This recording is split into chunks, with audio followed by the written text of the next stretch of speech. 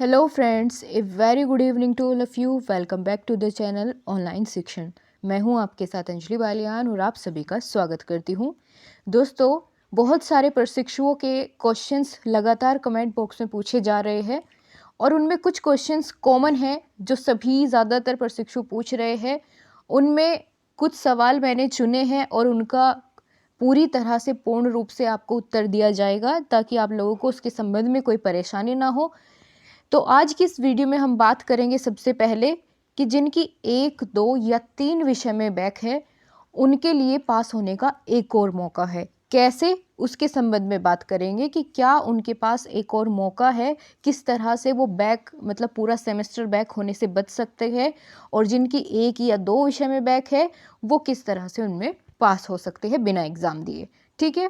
दूसरा प्रश्न ये है कि तृतीय सेमेस्टर की परीक्षा कब होगी, इसके संबंध में बात करेंगे, पूरी जानकारी आपको मिलेगी। और तीसरा जो बिंदु होगा बात करने का वो होगा कि स्क्रूटनी का फॉर्म कैसे आपको भरना है, कब इसके फॉर्म आएंगे। और चौथी हम बात करेंगे कि स्क्रूटनी डालने पर ज़्यादा से ज़्यादा कितने नंबर बढ़ सकते हैं या नहीं बढ़ सकते हैं। तो इन चारों पॉइंट्स पर हम बात करेंगे। यदि आपने अपने दोस्तों के साथ शेयर नहीं किया है तो यदि आपको वीडियो हेल्पफुल लगी तो शेयर ज़रूर करना। चलिए दोस्तों, बात करते हैं। सबसे पहले दोस्तों हम बात करेंगे जिनकी 1 या 2 विषय में बैक है वो किस तरह से पास हो सकते हैं। तो देखिए फ्रेंड्स, जहाँ तक मुझे लगता है जितने भी प्रशिक्षु ने कमेंट में पूछा उन सभी की जिनकी 1 या 2 विषय में बैक है उनकी या तो 2 नंबर से बैक है या फिर एक ही नंबर पासिंग मार्क्स से कम है। ठीक है, 1 या 2 नंबर से ही बैक लगी हुई है उनके उस सब्जेक्ट में। तो देखिए, स्क्रूटनी का फॉर्म यदि आप डालते हैं, कैसे भरेंगे उसके बारे में अभी बात करेंगे। पहले हम आपको इतना बता देते हैं कि यदि आप स्क्रूटनी का फॉर्म भरते हैं तो उसमें चांसेस होते हैं 2 से 3 नंबर के बढ़ाए जाने की। यानी अगर आपके पासिंग मार्क्स से 1, 2 या 3 नंबर कम है तो ऐसा पॉसिबल है कि आप स्क्रूटनी का फॉर्म भरें और स्क्रूटनी के फॉर्म भरने के बाद आपको 2-3 नंबर बढ़ा दिए जाए। ठीक है, ज़्यादा से ज़्यादा 3 नंबर ही बढ़ सकते हैं। और यदि आपके 5 या 4 या 5 नंबर का डिफरेंस है तो आप लोग ना डालें स्क्रूटनी का फॉर्म। ठीक है, अपनी तसल्ली के लिए डालना चाहेंगे तो डाल सकते हैं, लेकिन 2-3 नंबर का यदि डिफरेंस है तो उतना ही बढ़ सकता है स्क्रूटनी की यदि हम बात करें। ठीक है, उसके बाद दूसरी चीज़ ये है कि कितने विषय में स्क्रूटनी का फॉर्म डाल सकते हैं, ज़्यादा से ज़्यादा कितने विषय में आप स्क्रूटनी का फॉर्म भर पाएंगे। तो दोस्तों, ज़्यादा से ज़्यादा 2 विषय के लिए आप स्क्रूटनी का फॉर्म डाल सकते हैं। ठीक है, और जिसकी 3 विषय में बैक है वो भी स्क्रूटनी का फॉर्म डाल सकता है, लेकिन सिर्फ 2 सब्जेक्ट के लिए। तो क्या उसे जिसकी 3 सेमेस्टर में बैक है स्क्रूटनी का फॉर्म भरना चाहिए? तो मेरे अकॉर्डिंग तो बिल्कुल भरना चाहिए, क्योंकि यदि उसकी जिसकी 3 सब्जेक्ट में 3 विषय में बैक है, यदि उसकी स्क्रूटनी का फॉर्म भरने पर वो किसी एक भी विषय में पास हो जाता है तो उसकी सेमेस्टर बैक होने से वह बच जाएगा, उसको दोबारा सभी एग्ज़ाम देने नहीं पड़ेंगे। ठीक है, उसकी सेमेस्टर बैक होने से बच जाएगी यदि वह स्क्रूटनी का फॉर्म डालता है किसी भी 2 सब्जेक्ट में जिसमें 1 या 2 नंबर का डिफरेंस हो, उसी का डाले। ज़्यादा नंबर का डिफरेंस है तो ना डाले स्क्रूटनी का फॉर्म। लेकिन यदि 1 या 2 नंबर से डिफरेंस है पासिंग मार्क्स के बीच में और उसके ऑब्टेन्ड मार्क्स के बीच में तो उसको स्क्रूटनी का फॉर्म भरना चाहिए। यदि उसकी एक भी विषय में फिर वो पास हो जाता है तो उसकी फिर कितने में बैक बचेगी? 2 विषय में, और 2 विषय का मतलब ये है कि आपकी सेमेस्टर बैक नहीं होगी। तो ये उनके लिए भी एक मौका है। ठीक है, और जिनकी 1 या 2 सब्जेक्ट में है उनके लिए तो है ही, स्क्रूटनी का फॉर्म भरने से आपके 2 से 3 नंबर बढ़ाए जा सकते हैं। ठीक है दोस्तों, उसके बाद यदि हम बात करें कि स्क्रूटनी का फॉर्म कैसे भरना है, उसके लिए दोस्तों आपका जब से रिज़ल्ट आया तब से लेकर के और उसके 30 दिन के अंदर अंदर स्क्रूटनी का फॉर्म भरना होता है। तो स्क्रूटनी के फॉर्म अभी आए नहीं है, जैसे ही आएंगे आपका 1 हफ्ते में हो सकता है स्क्रूटनी के फॉर्म आ जाए। तो जैसे ही आएंगे आपको इस चैनल के माध्यम से भी आपको सूचना मिलेगी। और दूसरी बात यह है कि आपका कॉलेज आपको सूचना ज़रूर देगा कि स्क्रूटनी के फॉर्म आ गए हैं और आप लोग अपनी डिटेल्स सबमिट कराएं, ठीक है।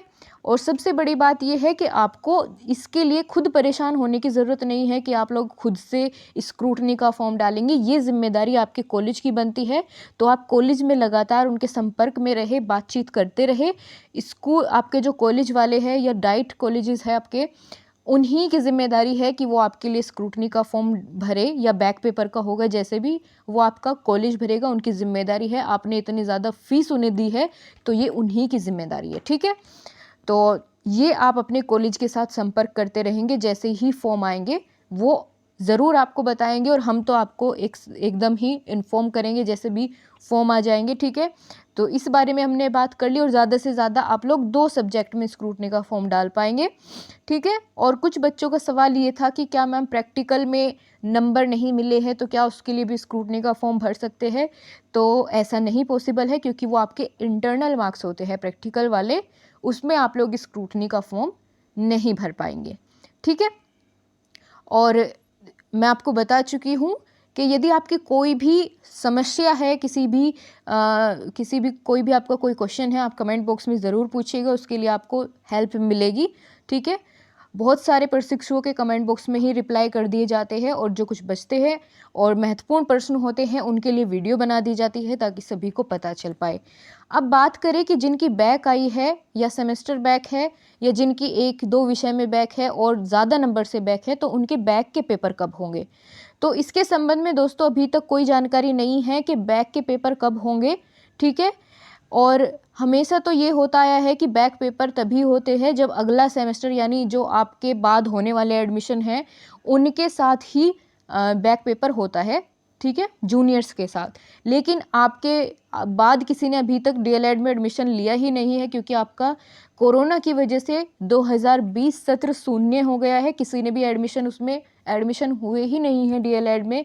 तो इसीलिए देखना ये है कि अब कैसे बैक पेपर कराते हैं, या फिर कुछ ऐसा होगा कि इस साल जो फॉर्म आएंगे डीएलएड के उनके साथ आपके एग्ज़ाम हो, ठीक है। जैसा भी होगा, यदि अभी कराए जाएंगे तो इस संबंध में आपको जानकारी दे दी जाएगी। और बहुत सारे प्रशिक्षुओं के मन में ये सवाल था, इस बात से डरे हुए थे कि क्या जिनकी 1 या 2 विषय में बैक है उन्हें भी फर्स्ट सेमेस्टर के पूरे एग्ज़ाम देने होंगे, उनकी फर्स्ट सेमेस्टर में भी बैक लग जाएगी। तो ऐसा बिल्कुल नहीं है। जिसकी सेमेस्टर बैक है उन्हीं को सिर्फ पूरा सेमेस्टर के एग्ज़ाम देने होंगे, पहले और दूसरे के, ठीक है। जिनकी 1-2 विषय में बैक है उनको पूरा सेमेस्टर के एग्ज़ाम नहीं देने पड़ेंगे, पहले के, ठीक है। तो आई होप मैंने आपको ये क्वेश्चन क्लियर कर दिया है और बहुत ही जल्द इसके ऊपर पीएनपी की तरफ से भी नोटिस मिल जाएगा। तो उसके साथ भी आपको जैसे ही नोटिफिकेशन आएगा उसी की आपको इन्फॉर्मेशन पूरी दे दी जाएगी।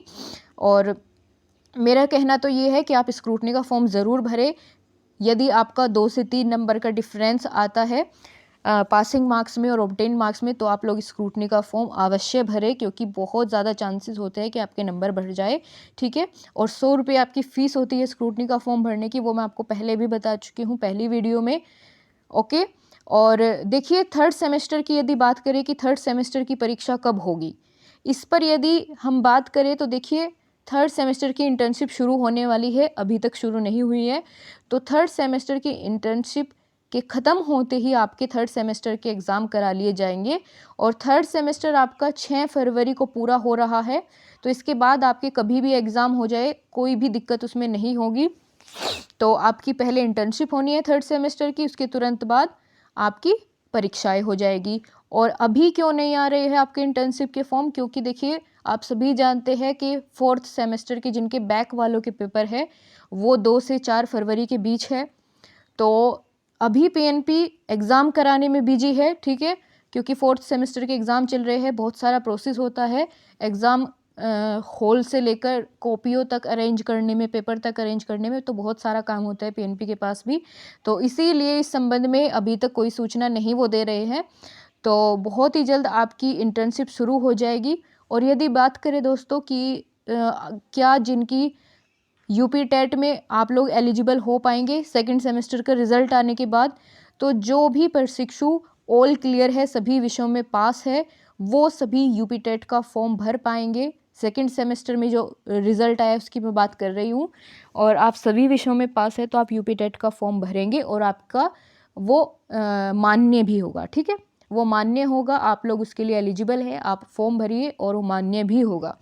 तो ठीक है दोस्तों, यदि आपकी कोई भी प्रश्न है, किसी भी चीज़ से संबंधित आपका कोई भी प्रश्न है तो आप कमेंट बॉक्स में ज़रूर पूछें, उसका समाधान करने की पूरी कोशिश की जाएगी। और यदि आपको वीडियो से हेल्प मिली है तो अपने दोस्तों को भी शेयर करें ताकि वो किसी भी बात को लेकर परेशान ना हो, ठीक है। तो चलिए फिर मिलेंगे आपसे, तब तक के लिए बहुत बहुत धन्यवाद। वीडियो पसंद आई है तो लाइक कर सकते हैं और चैनल को सब्सक्राइब कर सकते हैं ताकि प्रत्येक वीडियो की नोटिफिकेशन आपको मिलती रहे, आपसे कोई भी इम्पोर्टेंट इन्फॉर्मेशन मिस ना हो।